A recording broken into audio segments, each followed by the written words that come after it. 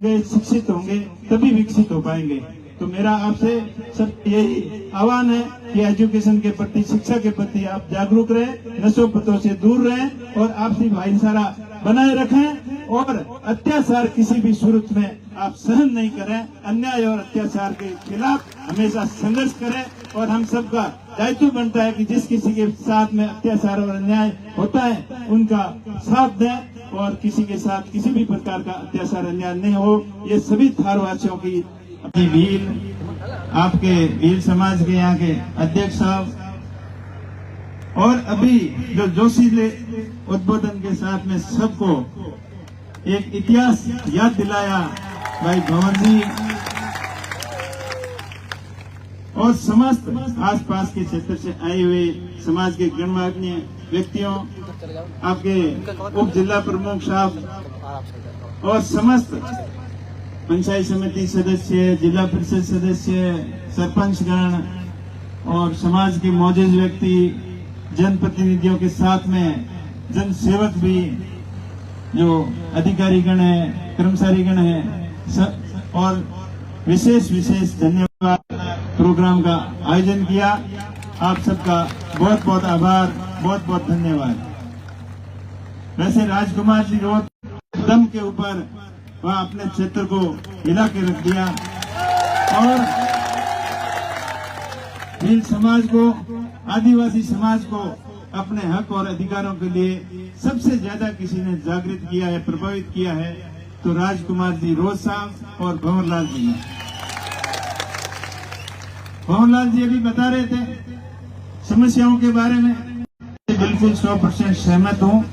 अगर समस्या को अपन समस्या समझकर बैठ जाएंगे तो उसका कोई समाधान नहीं है, लेकिन समस्या को समस्या नहीं मानते हुए उसके खिलाफ संघर्ष करोगे तभी आप आगे बढ़ पाओगे। अपना थार का क्षेत्र हमेशा भाईचारे का प्रतीक रहा है और सदियों से हम संघर्ष करते आए हैं, संघर्ष ही हमारा जीवन रहा है। एक जमाना था जब थार के लोग जीवित रहने के लिए अपने आप लोगों ने पानी के लिए सबसे बड़ा संघर्ष किया, अन्न के लिए बस सबसे बड़ा संघर्ष किया है। अन्न और पानी के संघर्ष इस थार की डेजर्ट के अंदर, मरुस्थल के अंदर संघर्षों से हमेशा हमारा गहरा नाता रहा है। हमारा क्षेत्र ना तो कोई मालवा प्रदेश था और ना कोई हमारा सिंध प्रदेश था।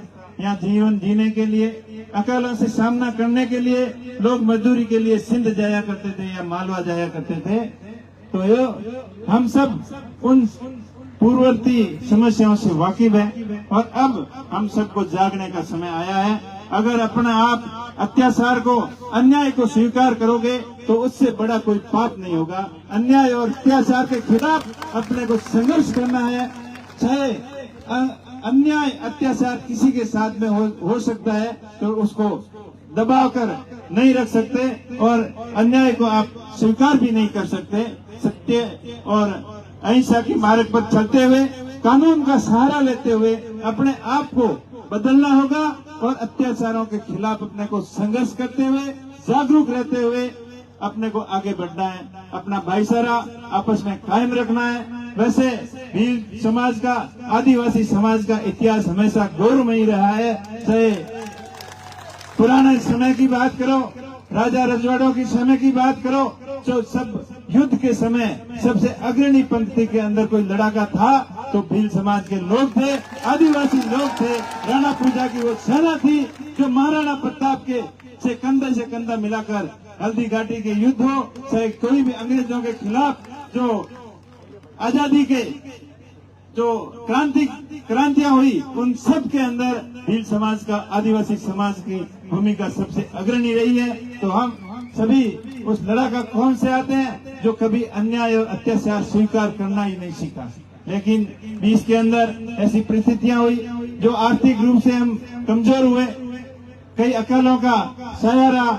तो अब अपने को जागने का समय आ गया है और कानून का सहारा लेते हुए, संविधान को मानते हुए अपने आप को संघर्ष करना है। और आप लोगों की बात जायज मांग भी है कि डेजर्ट जो ट्राइबल के लिए अलग से जो कोई व्यवस्था, जो अपने थार के क्षेत्र के आदिवासी लोगों के लिए अलग से कोई व्यवस्था हो, और थार उत्थान के लिए मैं तो कह रहा हूँ सभी थार वासियों के लिए विशेष कोई आर्थिक पैकेज हो, और विशेष सरकारी नौकरियों के लिए थार के क्षेत्र के लोगों के लिए विशेष सुविधा हो, ताकि अपना क्षेत्र सदियों से अभाव के क्षेत्र में रहा, अकालों का छाया रहा, और विकट आर्थिक परिस्थितियां ऐसी रही कि जो प्राकृतिक समस्या अपने ऊपर रही, उन सभी समस्याओं से सामना करने के लिए सभी 36 कौम के लोगों को एक होकर संगठित होकर आगे बढ़ना होगा, और अत्याचार और अन्याय के खिलाफ अपने को संघर्ष करना होगा। कोई भी आदमी किसी भी तरीके का अत्याचार और अन्याय नहीं सहन करे। इसके साथ साथ आप अपना पिछड़ा क्षेत्र जिसमें हम सब आते हैं, जो लोग नशे से ज्यादा लगाव करते हैं और नशे की आदत पड़ गई है, उनका आर्थिक नुकसान बहुत ज्यादा हुआ है। का नशा हो, चाहे अफीम का नशा हो, चाहे जर्दा बीड़ी गुटखा का किसी भी प्रकार का नशा जो करते हैं, वो ये प्रण ले कि नशों को त्याग कर जितना नशे के ऊपर खर्चा करते हो उतना आप एजुकेशन के ऊपर खर्चा करो, अपने बच्चों के ऊपर खर्चा करो, ताकि आने वाला समय के अनुसार अपने आप को तैयार कर सकें। और अपने आने वाले समय के हिसाब से अपन तैयार नहीं रहेंगे तो जमाना अपने आप, या जरूर एजुकेशन की कमी रही तब भी अपन आरक्षण का फायदा नहीं उठा पाए। या थार के पूरे क्षेत्र की बात है, या आदिवासी क्षेत्र की बात नहीं है, सबकी बात है कि अपनी जनसंख्या के अनुसार, अपनी भागीदारी के अनुसार एजुकेशन की कमी होने की वजह से अपना लाभ नहीं ले पाए। चाहे SC/ST का मामला हो, चाहे माइनॉरिटी का हो, चाहे मूल OBC का हो, या जनरल कास्ट का हो, हमेशा बाड़मेर क्षेत्र सदियों से अभावों की श्रेणी में रहा है।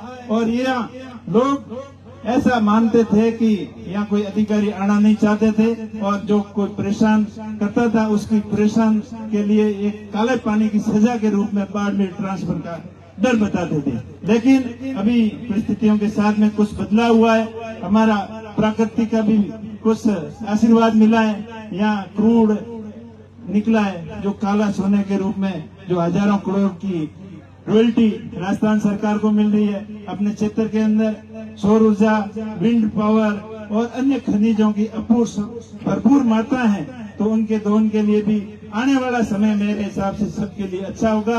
और अच्छा तभी होगा जब हम एजुकेशन के प्रति जागरूक होते हैं। जयराम जी यहाँ बैठे, आप बलोत्रा के अंदर बहुत अच्छे कार्यक्रम कराते हो समाज सुधार के लिए, हॉस्टल के माध्यम से, अलग अलग सामाजिक प्रोग्रामों के माध्यम से हमेशा यही कहते हो कि आप एजुकेटेड होंगे, शिक्षित होंगे, तभी विकसित हो पाएंगे।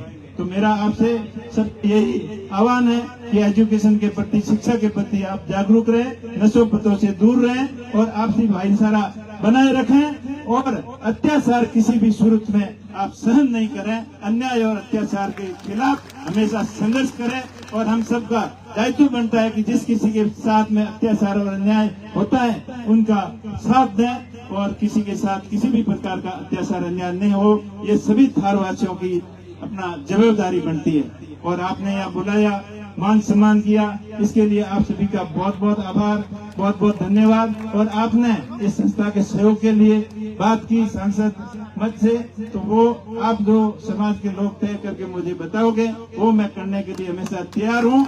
और मेरा 36 कौम के लोगों के साथ में एक समान व्यवहार रहेगा। आप बता देना घोषणा। अब देखो, अभी बता रहे थे पूर्व वक्ता साहब की 5 करोड़ रुपए मिलते हैं, बिल्कुल मिलते हैं। और मेरा ये प्रयास रहेगा सबको समानता की तरफ से दे दिया जाएगा, और विशेष करके भील समाज के लोगों का विशेष ध्यान रखा जाएगा। और आप कह रहे हैं तो आपके लिए 20 लाख रुपए इस समाज के लिए आप जहाँ कहोगे, चाहे स्कूल के हो, चाहे हॉस्टल में हो, जहाँ भी आप कहोगे 20 लाख रुपए के लिए आप बता देना, आपके लिए व्यवस्था करवाएंगे। अरे बहुत भी फंड है, ये MLA साहब भी बैठे हैं, आप हम भी बैठे हैं, और प्रमुख साहब भी बैठे हैं। आपके लिए चाहे SC/ST विशेष फंड से हो, चाहे DFC फंड से हो, CSR से फंड से हो, आपके लिए हर जरूरत के लिए हम जरूरत को पूरी करने का पूरा प्रयास करेंगे। आपका बहुत बहुत धन्यवाद। जय हिंद, जय भारत। आप 4 दीवारी जो भी करवाना, आप जो चाहोगे वो आप मिल बैठ के तय कर लेना। और आपके सहयोग के लिए कोई कमी नहीं छोड़ेंगे। और राजकुमार जी और अंकुश वहां से राज्यसभा वालों से भी छीन के लाएंगे और आपको दिलाएंगे। आपका बहुत बहुत आभार, बहुत बहुत धन्यवाद। जय हिंद, जय भारत, जय राणा पुंजा, जय जवान, जय किसान।